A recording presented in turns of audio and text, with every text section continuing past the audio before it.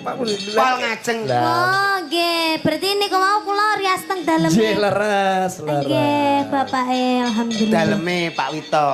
Kula wau teng nggone kamar mandi. Ya ora apa-apa. Lah salah kowe diampirke rono ya ora Sesuai iman. Iya, aku ning kono malah ranti iman nduk anggere ana wong pipis ta delok ngene.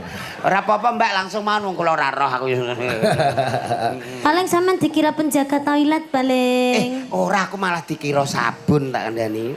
Masa Ape ana wong raup aku mau ape dienggo raup. Ape ana wong anu dienggo Tiga wawi. ora. Ih, kok seneng. Mau ape pas dienggo kuwi aku ceblok ning kolset.